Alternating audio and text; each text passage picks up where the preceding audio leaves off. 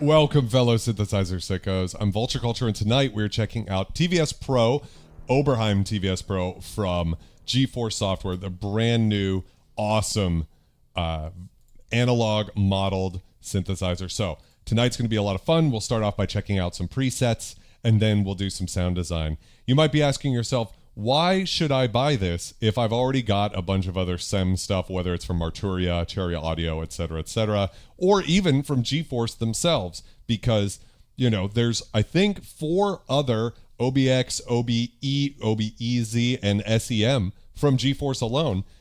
So what's going on here that we have a product based off of Tom Oberheim's favorite synthesizer, the Two Voice version. So we've got 4 VCOs and 2 filters.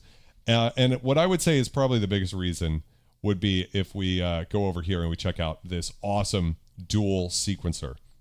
So this gives us really the ability to jump in and get going with all sorts of interesting polyrhythmic stuff. And I think that's really where the magic of this plugin is. If you just want the sound of the SEM, the other companies and GForce themselves have that product. But this still might be a good way to get into it because the intro sale right now is really cheap. I want to say it was like 38 pounds, so whatever that would be. I'm guessing about 45 US. And let's just hear the sound from the intro jam here. Just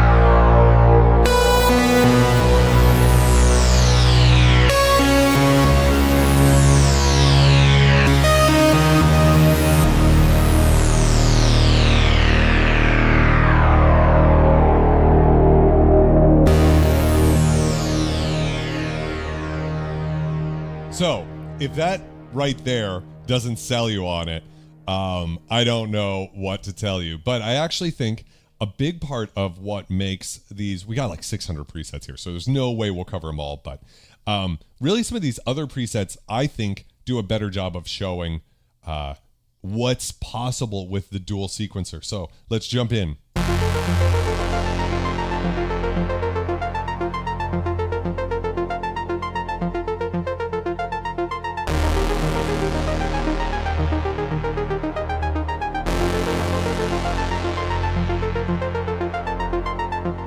So this is the advantage of having 2 separate synthesizer modules in here, SEMs, and they can be doing all sorts of interesting polyrhythmic stuff.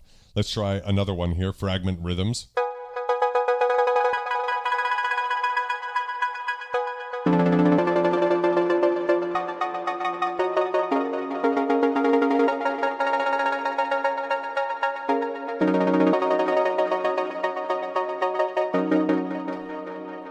So this is it. This is the reason you want this plugin as opposed to the other stuff, right?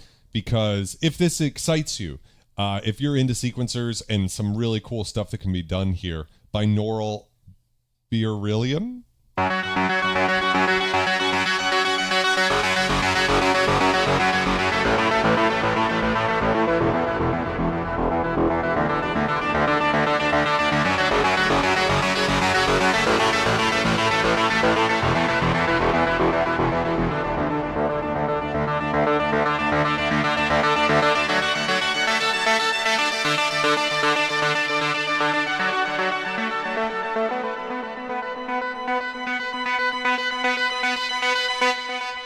It is so tits. How's it going, Ed from Earth?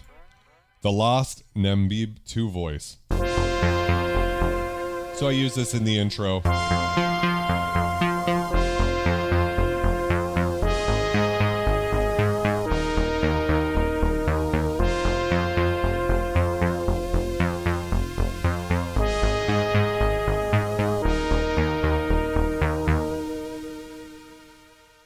Beautiful pulse width modulation. I'm leaving it on the sequencer page so you could sort of see what's going on. I think on this one it's more interesting to see on this side.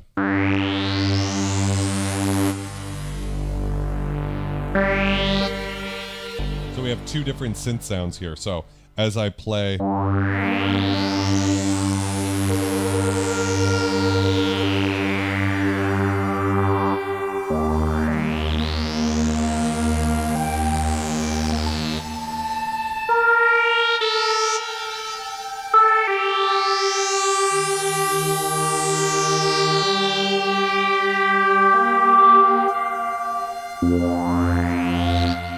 so we're getting that kind of really squelchy thing, and then the more delicate side.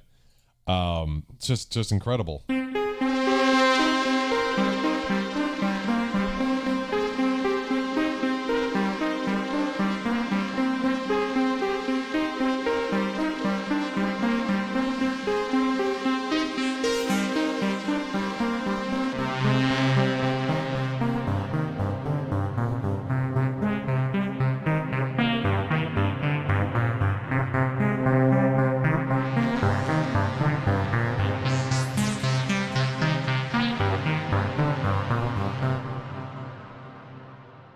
So, a lot of fun to be had here, right? What do you guys think so far? Does it sound as good to you guys as it does to me? You know, shooting this out, I love Cherry Audio, and I think that their new recreation of the Wasp was excellent. But here I am reminded of the exceptional quality of GForce.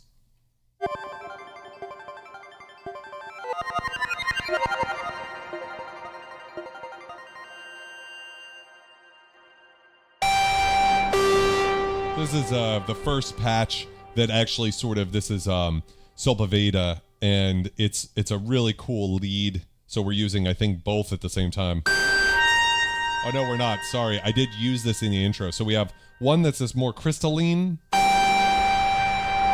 There's noise and a little harshness. And the second one is kind of more of a Blade Runner brass type.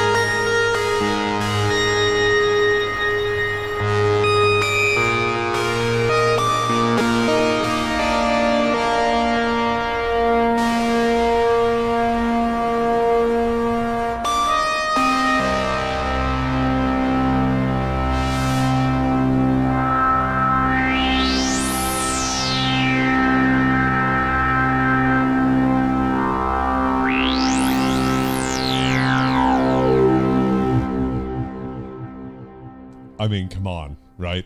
Isn't it just a feat of magic they've been able to capture what we love about analog synthesizers, which is that sound, right? I don't think I've heard any other plugin manufacturer get resonance right. Now, I'm not saying it sounds identical to a SEM. I don't have one here. They go for about 10 grand a pop, and something like this is probably more. They're very expensive.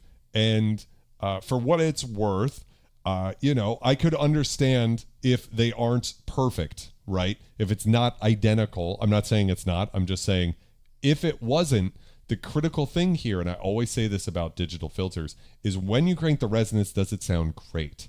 And for me, this instrument sounds great.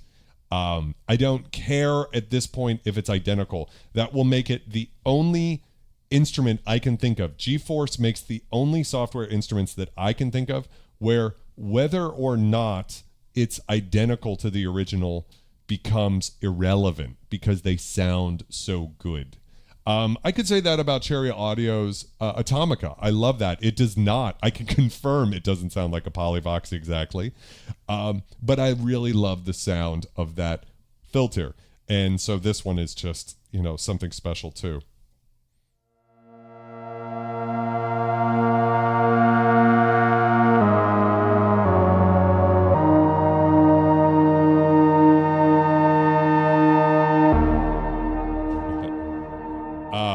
Yeah, we'll definitely do it dry for sure, Dendrick. I want to give people a chance just to hear how it sounds. Ricky Magnum, how's it going?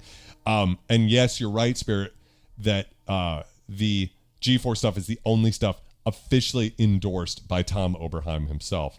Venus Flyby. Bye.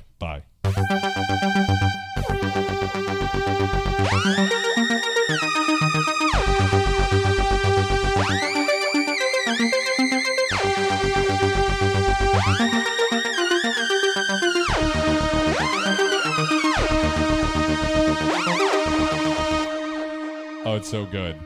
So good. Yes. Now, I'm going to be honest with you guys. I don't know how much Tom is stopping by GForce in London and actually like tweaking the stuff with him, or if they just sort of run it by him.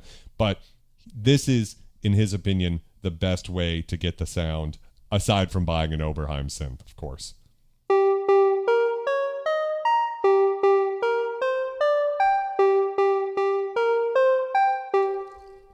That's another layer that I used in the intro jam. We're getting into this Berlin school style thing. That's what I've noticed about this instrument. When I started, I always have an idea in my head about what I want the jam at the beginning of the stream to be like. And I started working on it and it was fighting me. And I thought, nope, I have to. So I threw it all out and I started over. And with this, I'm like, you know what? I know what the answer is. This is about Berlin school. And so that intro was my take on it.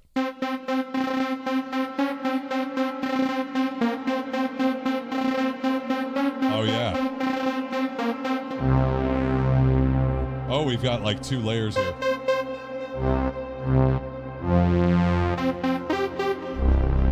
Oh, cool. So on the left hand of the keyboard, we have 1 layer. Wow, that reverb. That's sort of this deep bass thing, you know, so.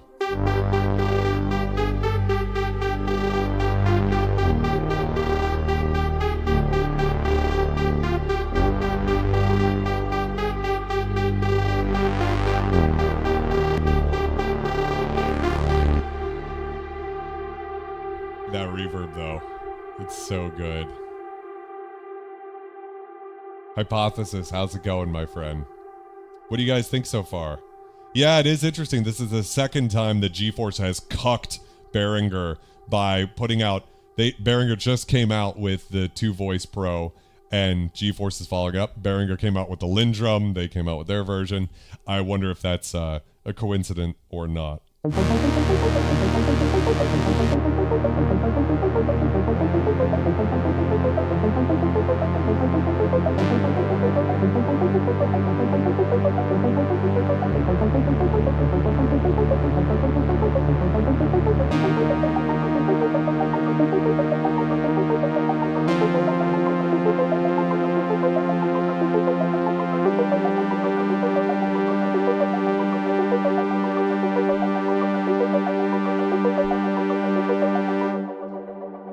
Pulsai, I hear what you're saying. I will say this.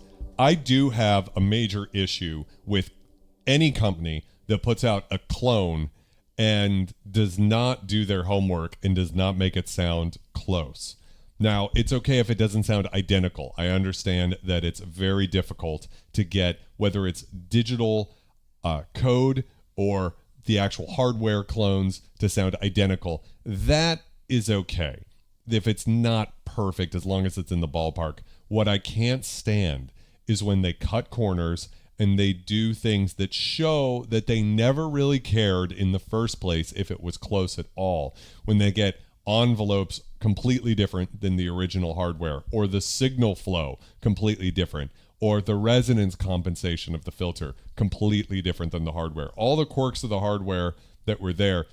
Anybody, right now, you could download SynthEdit and make yourself a copy of the Oberheim OBXA or Prophet 5, right? Very simple synthesizers, very, basic in terms of sound design. And you could put a GUI on top of it, a graphic user interface that looks super professional or whatever, and sell your own clone of the Prophet 5, but it will not sound like a Prophet 5. And if you start making a lot of money, I have a fucking issue with you. Because, and I'm not talking to you, of course, I'm talking to the hypothetical synth either developer or manufacturer, whatever you want to call it, who goes out of their way to cash in on the nostalgia of an established brand, but they do so in such a shitty way. That really pisses me off. And it even pisses me off when the companies, like a certain company you guys probably have seen a lot on Bad Gear, does it to themselves, where they put out a product that doesn't really sound like the original. That type of thing bothers me. There are absolutely good clones out there. I will stick up for something like the Behringer Monopoly, which I think sounds very close to the original. I've got a real Monopoly behind me right there. I will stick up for, what is another good example of a very good clone? Oberheim OBX8 sounds incredibly close to the original hardware. So there's good clones out there, but not all clones are born equal, in my opinion. Sorry, that was a bit of a rant. I apologize, you guys.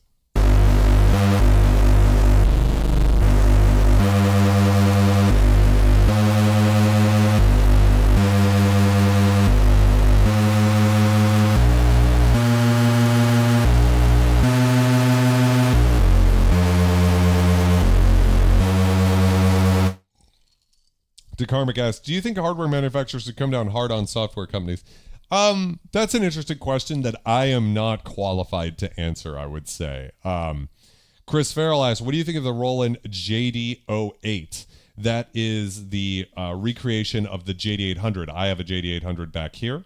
Unfortunately, it's so far away now, you don't really get to see it, but I just couldn't not display the Matrix 12 in CS70M.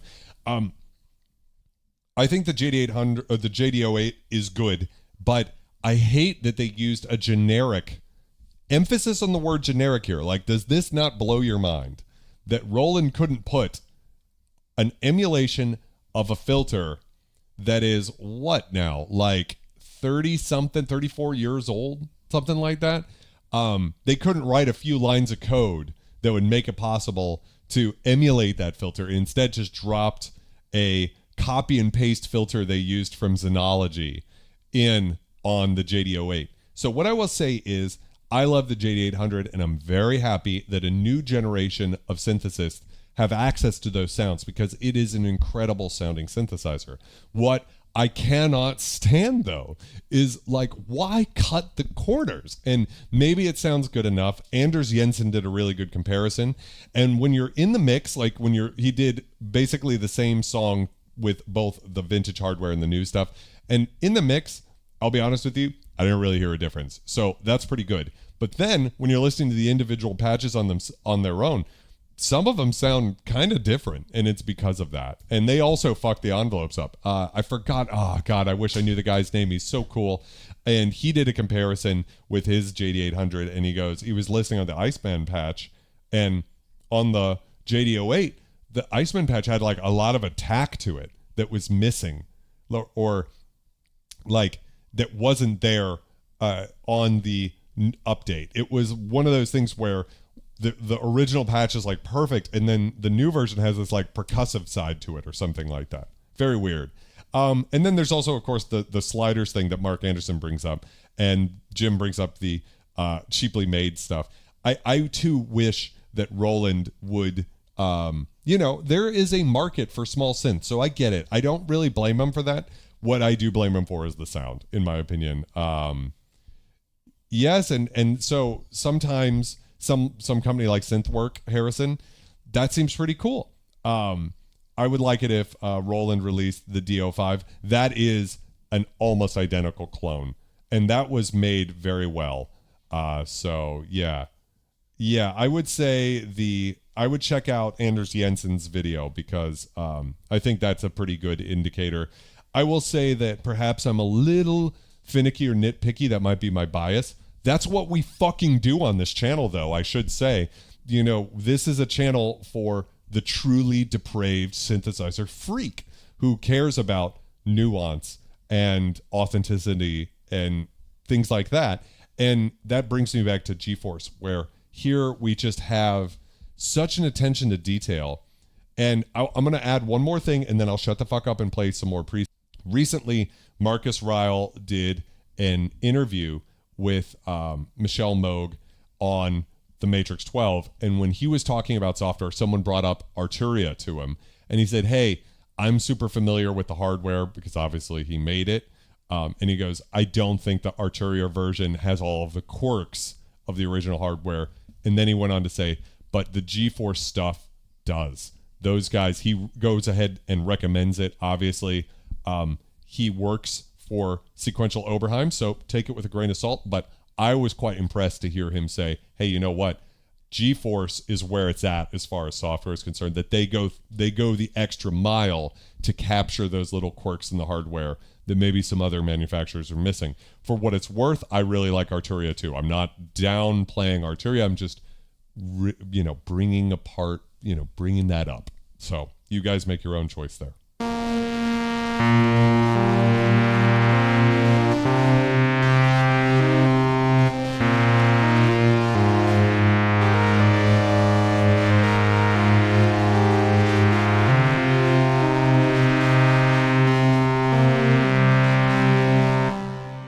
Karma guys, if you had to get one hardware Oberheim, would it be OBX8, OB6, or TO5?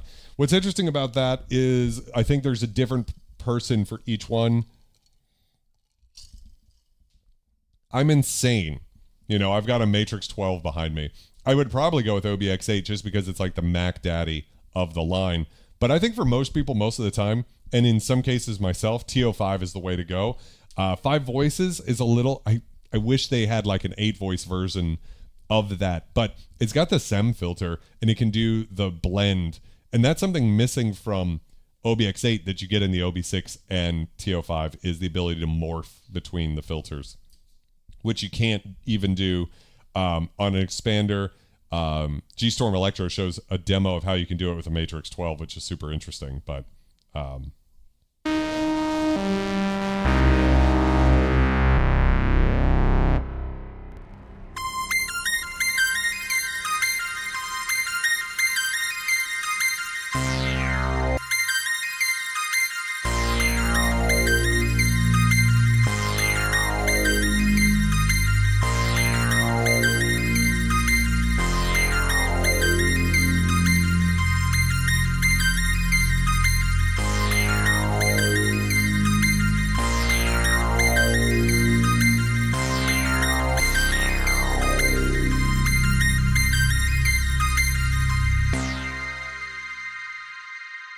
For me, DeKarmic, the digital amp section does not bother me that much.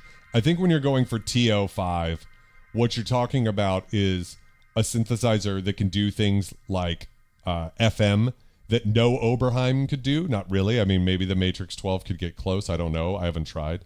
I actually should do that. I should jot that down on my list of ideas for videos. But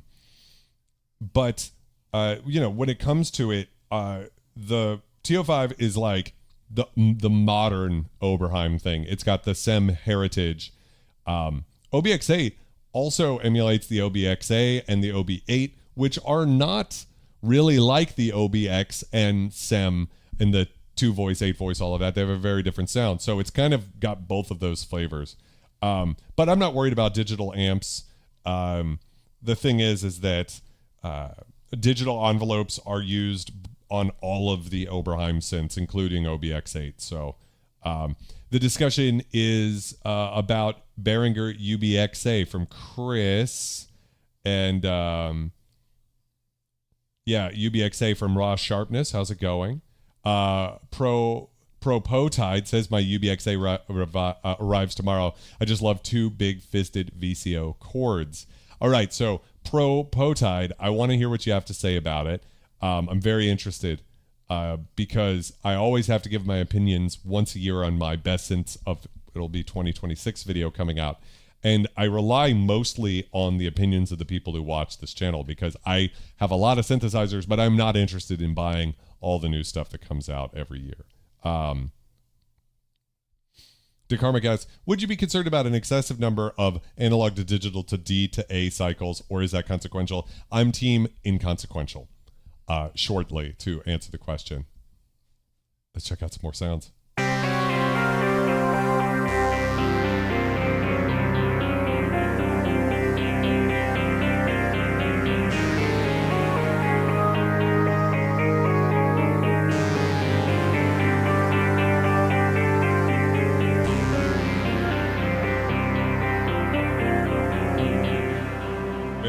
interesting.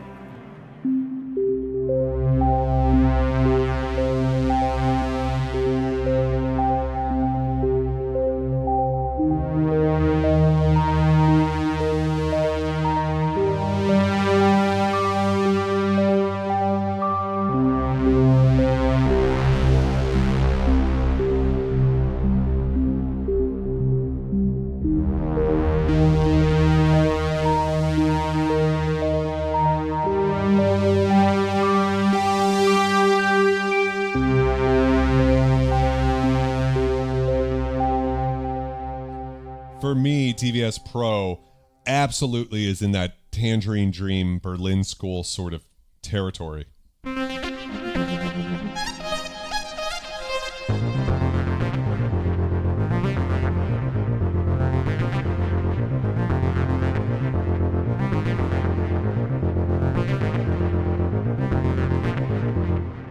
Yes, the fact that Moog Muse seems to have a lot of issues is super disappointing. I was expecting them to port over maybe some of the Alesis firmware that InMusic owns to shore up the Moog Muse, but it appears that it still has a lot of problems.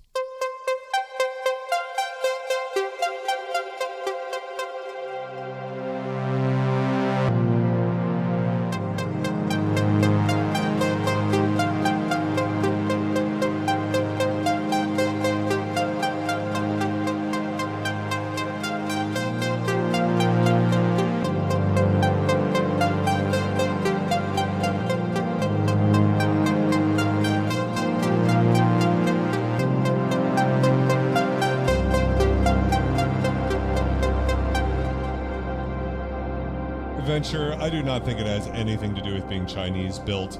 Moog 1 existed for a long time and they never fixed it. That was completely American. Dendritic says got the DeepMind 6. Bad news with the software when you can blend 4 presets on the XY axis. That is really cool. I didn't know you could do that. Yes, I mean, there's such a balance when it comes to mod matrix stuff, Aquatic. You bring up an interesting point because one of my favorite synthesizers is right here, the Korg Poly 6. Very simple, and that's what I love about it. Roland JX3P with a retroactive programmer. Very simple, very enjoyable, sounds great. Kind of what more do you want than that? Technically, though, there are synthesizers like the Matrix 12 and yada, yada, yada that get very deep and are harder to program. And so there's always that kind of balance to sweet spot there.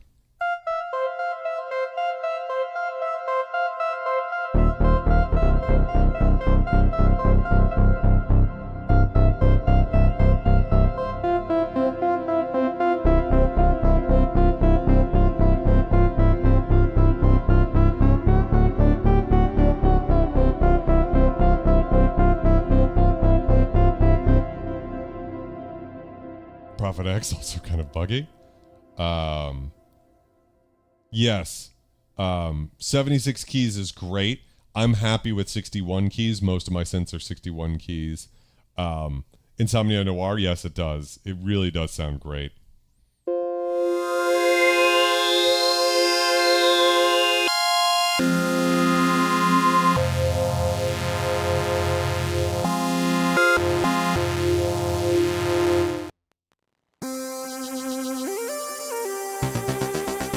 Oh, shit.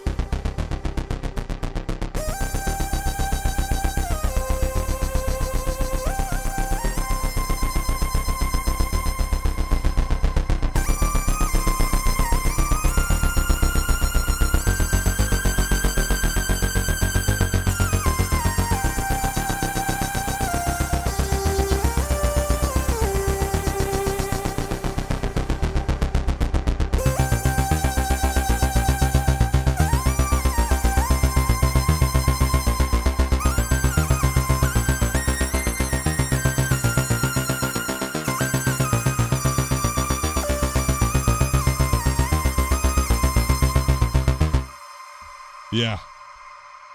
Yes, 78, I've got a couple of 76 keys, but they're a lot. I don't necessarily need it. Okay, I think that is a good place to go to an init patch and begin some sound design. By the way, if you guys haven't liked this video yet, please fucking do that. It really makes a big difference. Subscribing to the channel, I know it sounds stupid. I know you're tired of hearing YouTubers ask, beg, plead, but the truth is, if you guys don't hit that subscribe button, the synth companies do not care that I exist. The videos don't get pumped out. The algorithm fists you. So liking the video and subscribing does a huge thing in keeping this channel alive, enabling me to continue to do this live stream every Wednesday night. I hardly ever miss one. I've missed a handful of them in the 5 years or so I've been doing this weekly. So if you appreciate that, I would appreciate you liking and subscribing. It's completely free. And if you like cool synth stuff like all the fun emojis, can I get a scum cheers in the chat? If you like the fun emojis, $5 a month makes it possible for me to keep doing this. So thank you very much to the members of this channel. You guys are the real heroes. So cheers to you guys.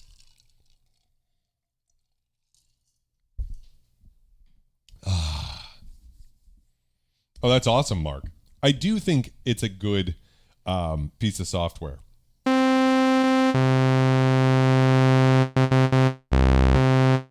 So let's look at the, we've got different modes here. We could do SEM 1, priority SEM 2, mono SEM 1, mono SEM 2. What is continuous? I think this is probably what I want. Yeah, so I'm a big fan of continuous in the sense that we can then, you know, pan those and get really cool sounds. So if we pan the SEM 1 left and SEM 2 right, that's taking me into the Matrix 12 territory where you can pan each voice. Now, of course, we've only got 2. It's kind of part of the fun. Now, I don't know if there's a latch mode. It would be really cool if you could control both of these at the same time, but we're going to be listening to it. I guess I'll leave these panned to the center for a second here.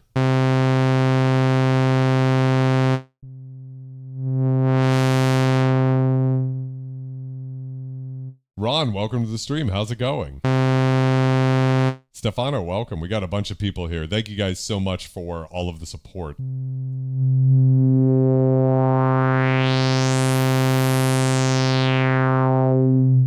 Greg, yeah, the Matrix 1000 is a great synthesizer, and I'm going to be doing a tutorial on how to program it in the future, so if you're interested in picking one up, now's not a terrible time to get one.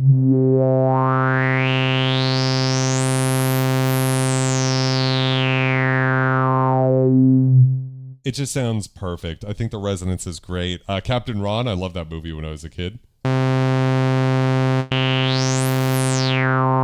The group button in the middle, can you... Oh, wait, let's see if that... Aha. Beautiful. Oh, so then we could go into mode here and select SEM. Let's see here. What is it? Can we do unison?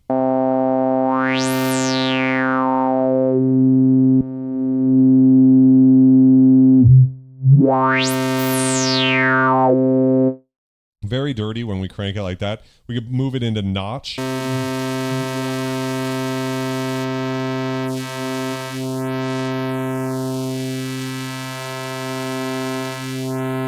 Propotide, I don't get an affiliate link. Actually, the only 2 companies that have ever given me affiliate links are Cinesamples for Museo, which is a wonderful way to get into orchestral sample library. It's my absolutely recommendation. And the other one would be Polyverse Music's Filterverse. So if you buy Filterverse through the affiliate link in the description below, I get like a little kickback. Not a whole lot, but I appreciate you even asking and being aware.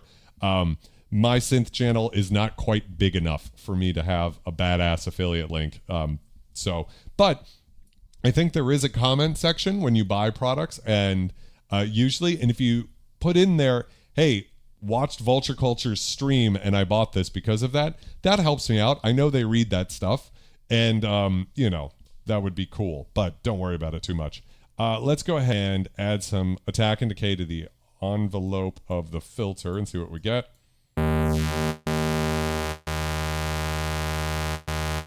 And what do we need to do? We need to modulate it.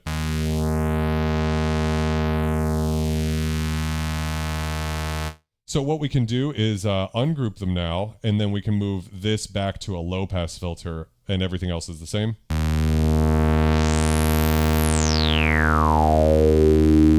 So what we have is a notch filter and a low pass filter at the same time.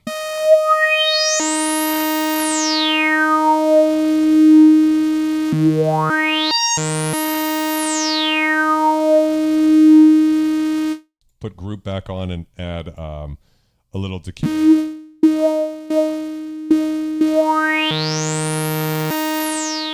Like that. Oh, it's very nice actually. And then you could offset, I guess, maybe one from the other. What is that? And then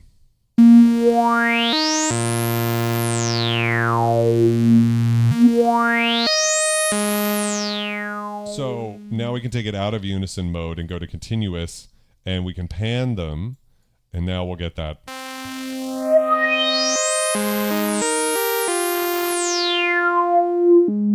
That combination. We can turn the level of SEM 2 down a bit just because that resonance is kind of harsh.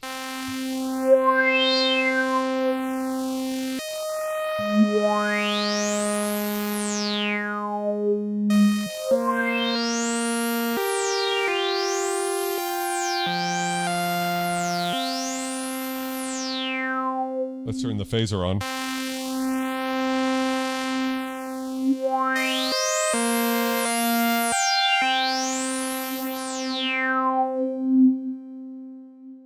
Let's add some delay on both SEMs.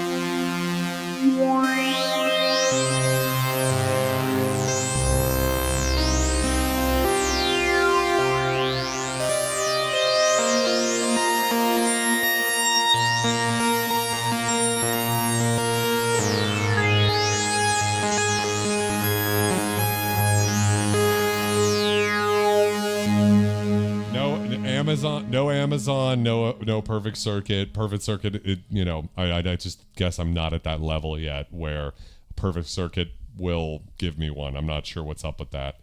Also, the problem is I mostly focus on vintage synthesizers, and there's an upside and a downside to that. The upside is I do think that I get a little bit more cred than I deserve, to be honest, because of the vintage synth collection. The downside is modern companies want you to buy their synths, right? So if you're focused on how great vintage synths are, guess what? All the modern synth companies, they don't benefit from someone saying like, hey, this vintage synth sounds better than the modern stuff. I don't always think that's the case, by the way, but I think that's maybe the perception. So modern synth companies, they'll send me stuff if they think it's cool. Recently, Erica Synths was kind enough to send me a Steam pipe to check out on stream. Really cool synth, but also something that doesn't directly compete with vintage synths. It's a modern physical modeling thing. It's super cool and also very different than the vintage stuff, right? So yeah, I do my best, dendritic, to not be an annoying synth fluencer. So let's go to the sequencer section now and see what happens. So I guess if we go to dual sequencers and see.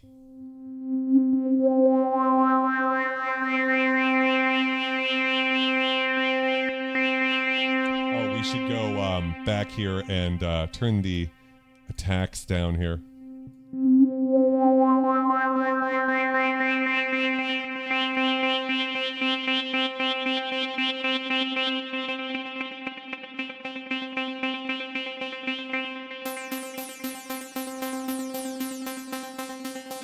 There we go.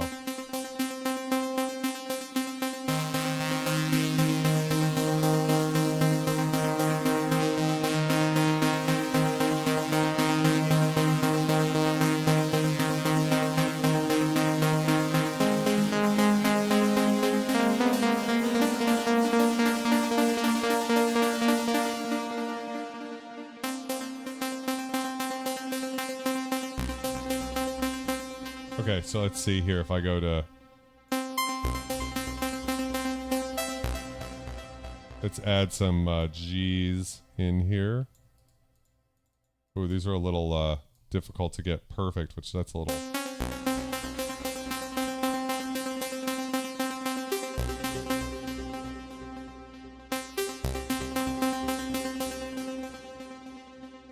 Little finicky. I don't know if there's an easier way to do this.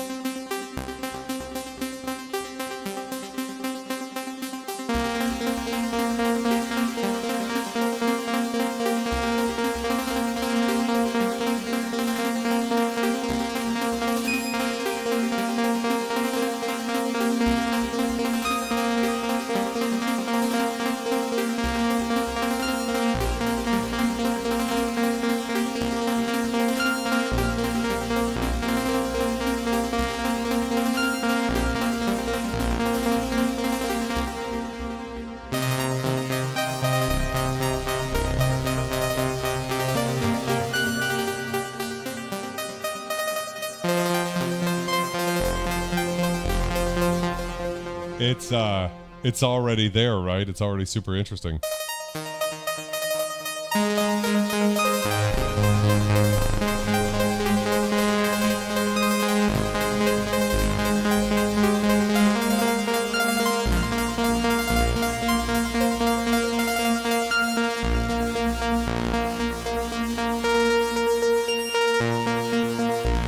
Oh, it's cool. You can set these to different octaves directly from here. We'd also put it into a scale mode.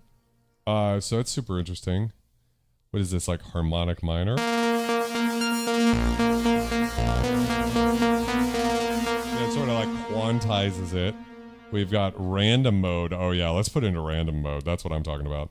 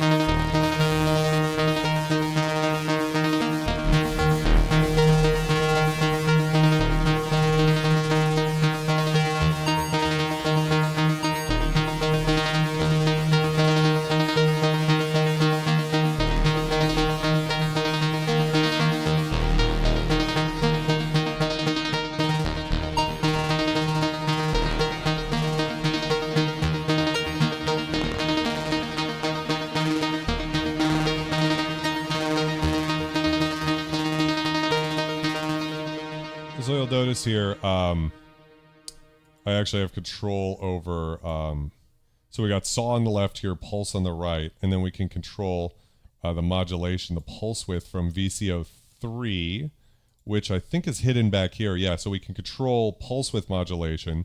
So let's just solo SEM 1 real quick.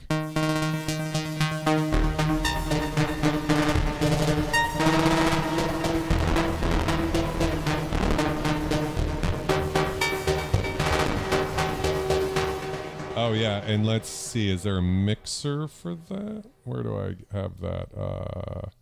So I can turn that off. Let me go back over here. Is there a wave?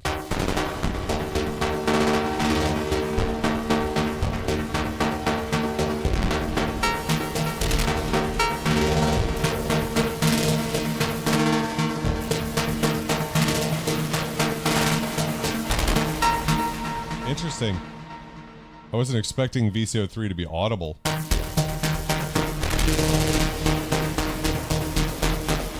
And I don't know how to get rid of it. I feel like it should be turn offable. And I'm looking.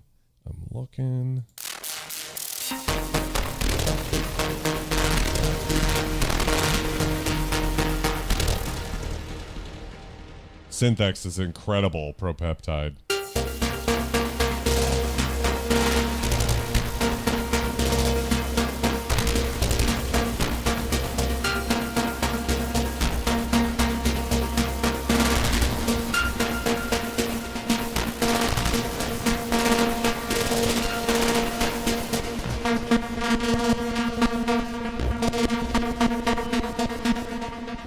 It does feel like there should be a way to turn that off, and I'm sure I'm just staring it dead in the goddamn face and I'm not seeing it.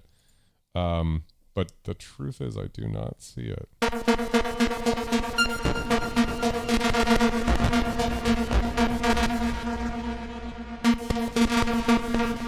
Yeah.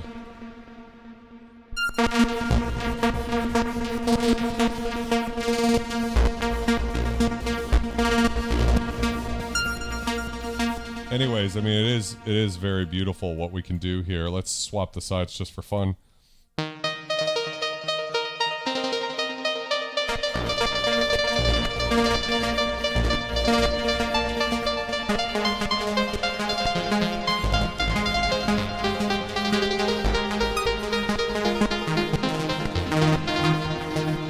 We could, of course, read the manual, Mark, but where's the fun in that, right? Isn't it more fun just to panic live on the internet? I think so. So that's a good example of how we could get started. Let's go ahead and same idea, we'll group. It's also fun to not read the manual, not just, but more because I like knowing, okay, when I'm messing with a plugin, like how self-explanatory is it? For me, I'm sure there's a very easy explanation for where that VCO 3 is, but I didn't find it. So let's do that again. Let's move pulse width modulation, and we'll make sure we've got pulse width on both.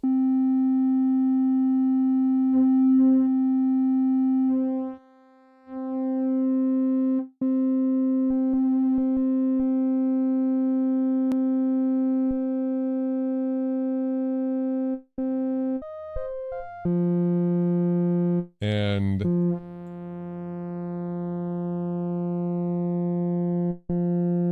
so we have this LFO right here. If we go over here, we change the rate.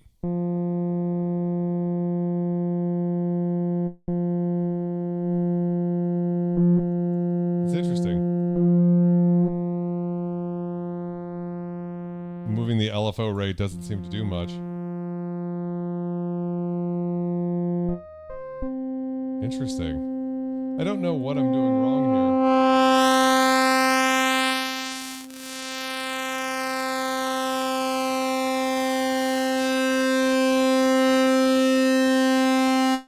Turning group off real quick, we can change the tune a bit.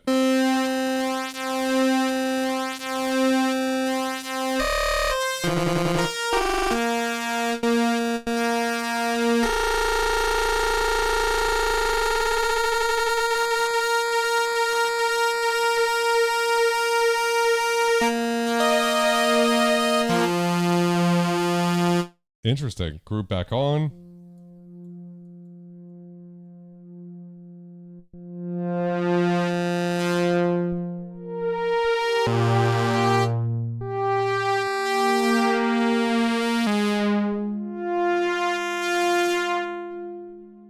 So this is kind of how we could get this.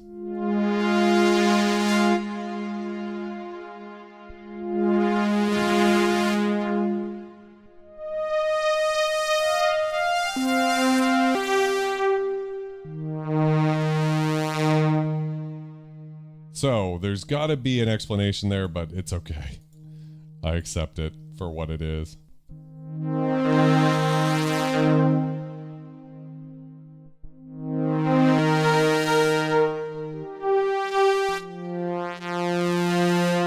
Let's add some aftertouch.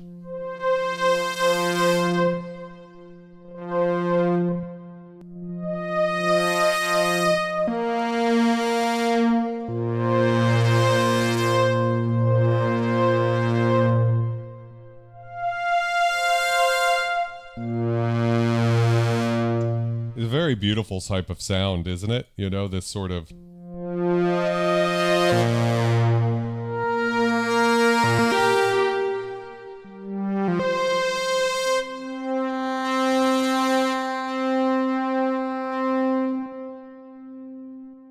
Okay, and then back over here. Let's bring the attack down again.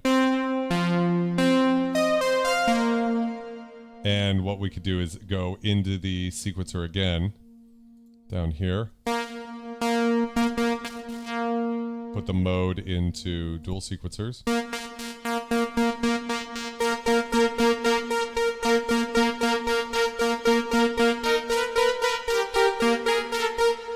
Let's actually put it into scale mode. I'd be curious to see. So let's put the scale into, we got major, harmonic.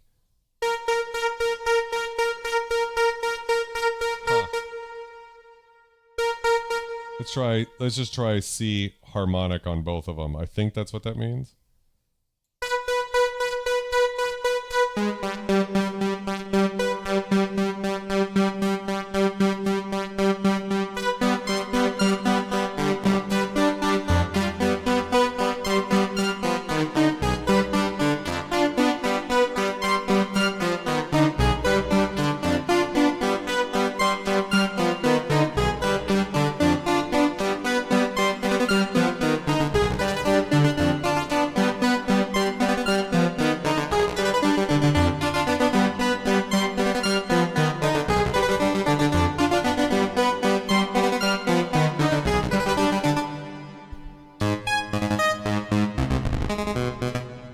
This is very interesting. I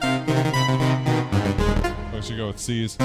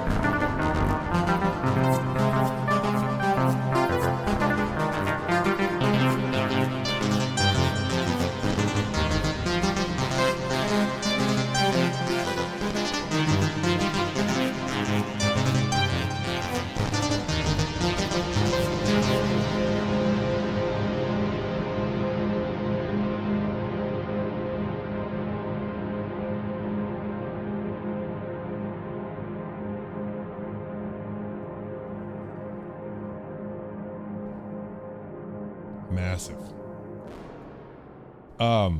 Yeah, so you could get pretty crazy. I think you guys are aware of the fact, if you're deep in the lore of this synth channel, that I'm not the biggest sequencer guy. I'm more of like a just fucking play it. But I do like sequencers when they're, especially if you're doing like octaves and fifths and things like that. That way they can augment your playing in interesting ways, and this definitely could do that. Interesting to hear that JP8000V has 4 sequencer layers. That's pretty badass, I agree. But for you guys who are deep into the Berlin school, I mean, this is where you make the magic happen, I think. I think this is very, very cool, this piece of software. And I love the fact And then what is this? So we could set the different. Oh, maybe a split point. That's probably what that is. So you can see a little bit of both of these. The reverb sounds different on this one too, I think. Maybe I'm crazy, but it sounds, dare I say, more vintage. We do have detune knobs, vintage knobs, stuff like that. Bend range can be adjusted here. So there's a lot going on here. I'm really curious about this VCO 3 thing in the LFO. Why I wasn't really hearing it. So let me go initialize again. I just want to figure this out for myself, honestly. So we'll group this and we'll modulate with the LFO 1. Okay, so that seems to work fine. Let's decrease the modulation. And then let's move the pulse width modulation here all the way to LFO 1. That's probably the difference. Oh, and I need to move these to pulse.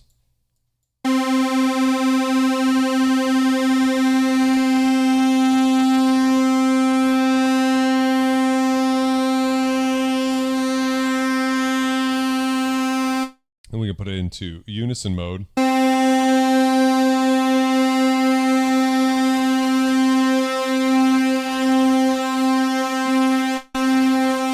We have a true vintage knob, so we have individual detune, which is great, but then also a true vintage knob, which does a lot more to the sound than just detuning the VCOs. So if I go, we got a pretty good sound.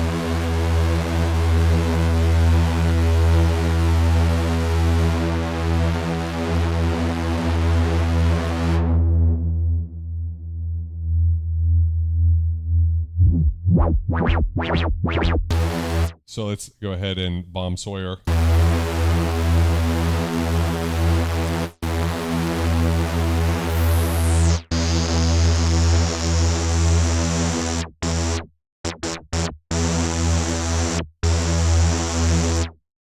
What am I doing wrong here? Oh, sustain all the way down.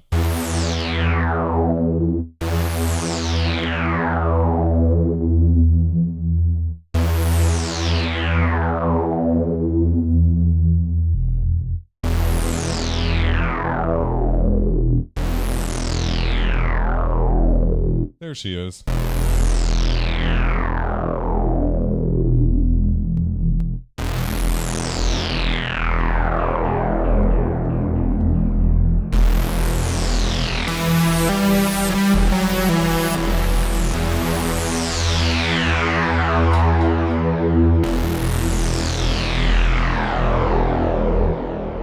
I know we already heard this type of sound out of the plugin, but for me, it's exciting to make it myself and get that different sort of, let's say, vulture culture je ne sais quoi on it.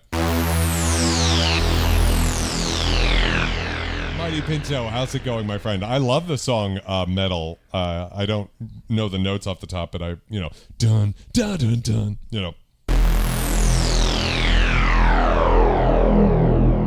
Let's put it in a notch.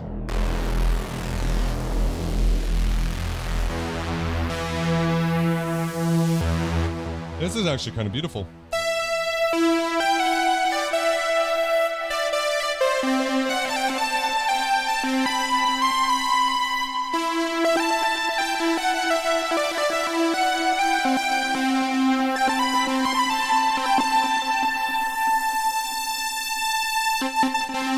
On notch, it's very beautiful, and then if we move it back to low pass.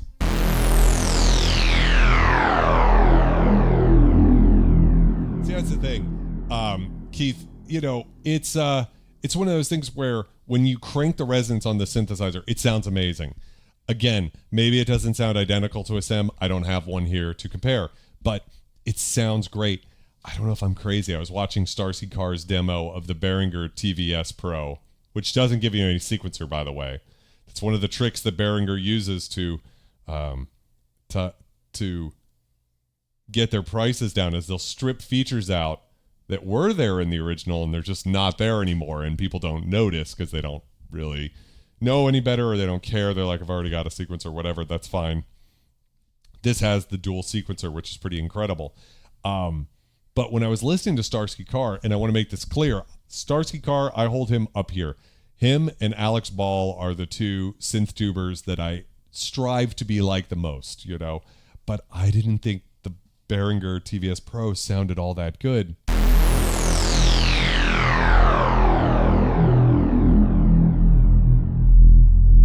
Yeah, I mean, I think it is kind of peak virtual analog. I didn't think it sounded that great in Starsky's video either, which is pretty crazy that this might be the first example that I can think of where there's a software version, a software clone that sounds better than the hardware clone. I can't think of another that would be like that.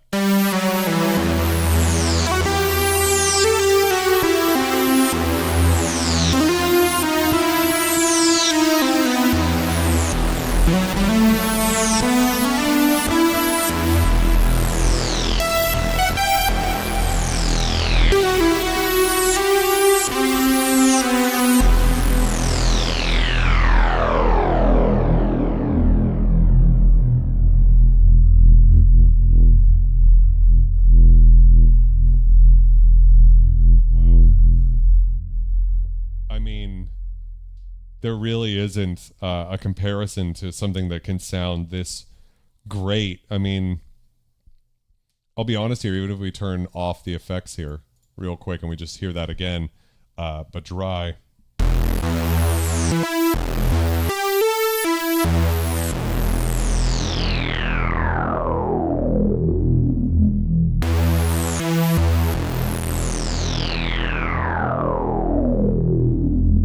It just sounds so good.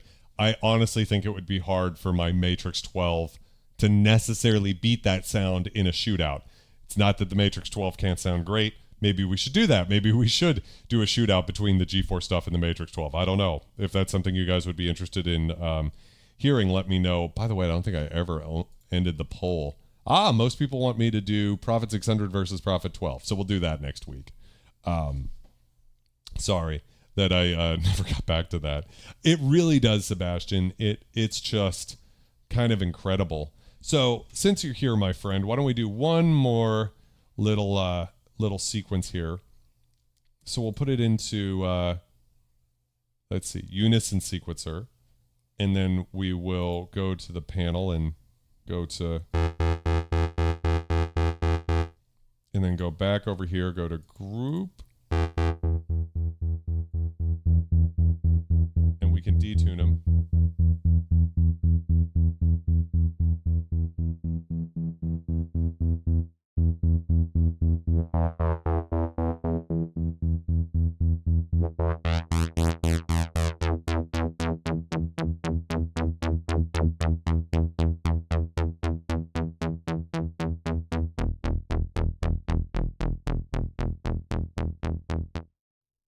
Back to the sequencer here. We can go, let's go up to C#5.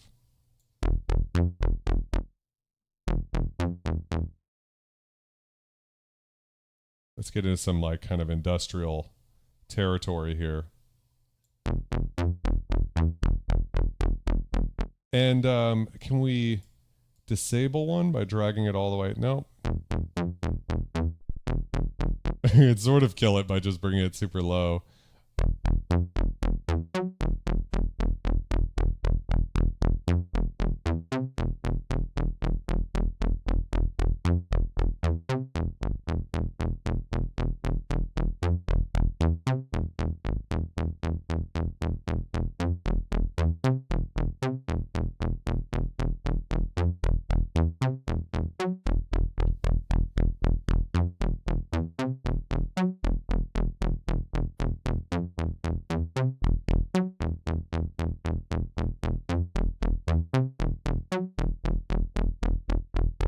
I don't fully understand.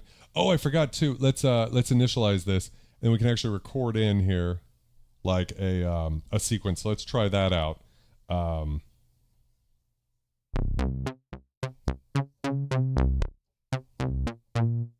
Let's see what happens now when I take it out.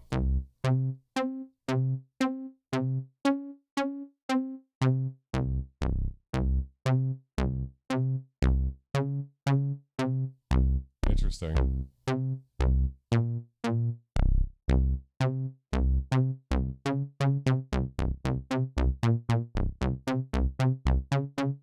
There she is.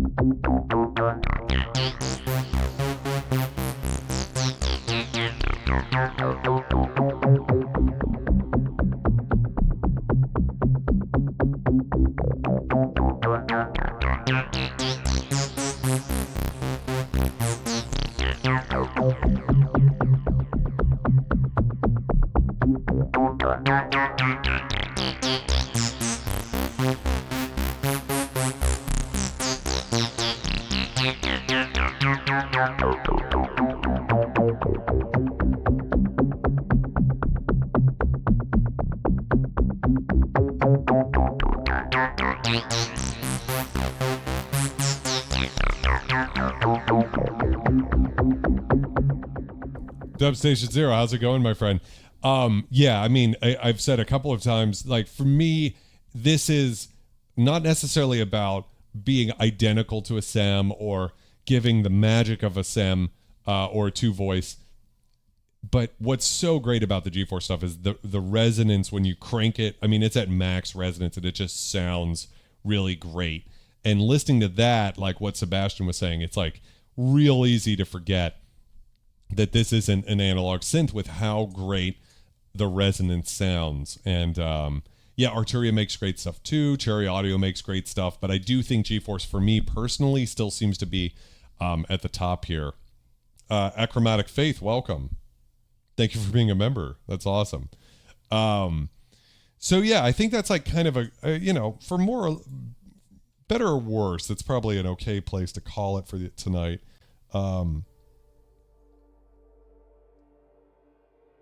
I think that this is a very cool piece of software. I think it's further expanding on what GForce has done. I think that it's great. I think it's not for everybody. I think there's some people who are going to do better with OBE or OBX or even the SEM, which I believe can be used polyphonically. I'm not sure. I don't remember. Don't quote me on that. It might not be. You might need OBE or OBX to use it polyphonically. But this is a very interesting where it forces you to use the format you're given, right? So either using kind of the left-right sort of a thing, two voices only, sequencer. The dual sequencer is pretty great. I obviously only scratched the surface. Didn't do my my research on it to be able to get it perfectly. We have all these presets here that change all sorts of things. So, you know, obviously you could spend a lot of time just checking out all of that and getting lost in it. I like that you still have control over the level, solo, and pan when you're on this page, and then it's bigger when you're on this page, and kind of vice versa here. Itching to think. Yeah, I would say it's a duophonic synth. There's really not a mono synth. It's a duo synth. Totally get it, Dub. Yeah. So for some people, SEM is going to be better. If anybody knows off the top of their head if that one's polyphonic, I don't remember. Harrison says, I've seen TVS Pros that go for 10K or even higher. You're looking at an unreal value right here. Yes, I totally agree. GeForce, I'm at the point now listening to this plugin versus listening to the incredible Starsky Cars demo of the Behringer Two Voice SEM clone to say for the first time, maybe, that the software sounds better than actual analog hardware. That's not to say it sounds better than the original Oberheim analog hardware, but to my ears, at least, the Behringer version did not sound as great as this. And what a world we're living in. Intro sale price on this is pretty crazy. Let me just look it up on what it is here if I can pull it up. What is it for TVS Pro? The look, $39, something like that. So even cheaper than Cherry Audio's last week. Great. Real one's $15,000, right? So in terms of value, very, very, very, very hard to beat. So I want to ask you guys the question. I should have done this last time. Does TVS Pro by GeForce live up to the hype? The name of this live stream. Does it live up to the hype? So while you guys are answering that, I'm going to give you guys my pros and cons. And the way that I like to do that is I like to give 3 people this synthesizer or plugin is for, and 3 people I don't think it's for. So the first person I think it's for is anybody who has a love for the SEM, right? One of the most famous synthesizers of all time. This is the only officially endorsed by Tom Oberheim product out there for the Two Voice. And that does add a lot of weight, but the reason it's endorsed by him is because it sounds so fucking good, right? That's really what's happening here. Is GeForce has sort of cracked a code and brought virtual analog synthesis up to a new level. So with that, I think they've done a lot. Here's another person that this is for, right? It's just someone who wants a great analog sounding plugin. And here would be the third person I think this plugin is for. Someone who's interested in a unique workflow. So unlike virtually every other plugin I've ever checked out, this dual sequencer here, which I will be the first to admit I don't understand completely because I'm not much of a sequencer guy, but this is a really cool, interesting Berlin school style of working that's brand new to plugins. I've never seen anything like this, and really good. And just, yeah, I shouldn't really say duophonic because that would imply like 2 voices going through one filter. This has 2 separate filters that you can do completely different stuff with. Earlier in the stream, we did that where we had like a notch filter on one SEM and a low pass on the other with the resonance cranked.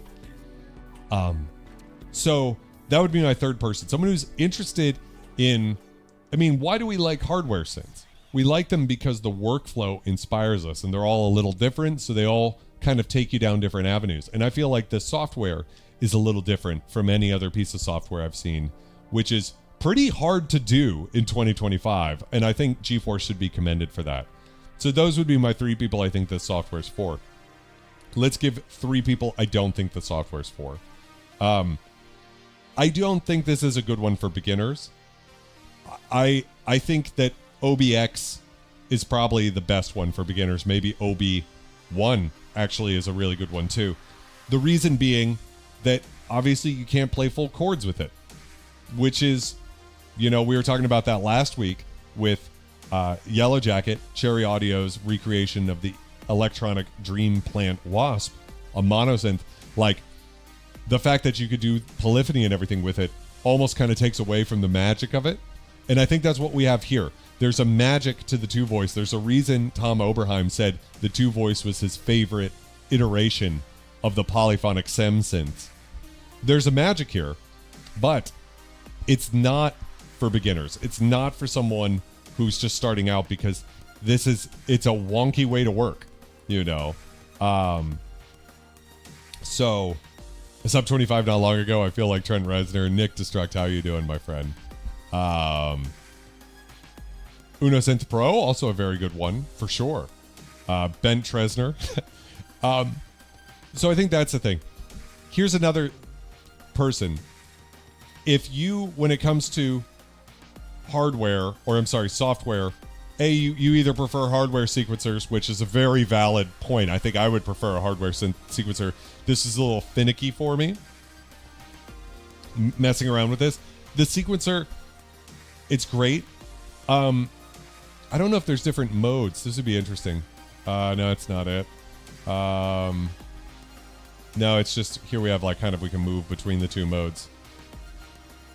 I would like a mode where when I flop over to here, the whole fucking thing is the sequencer. Like, fuck the key. I don't need to see the keys when I'm using a sequencer, right?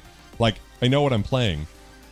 Does that make sense? Like, I actually wouldn't mind the sequencer being bigger and just really digging into the sequencers.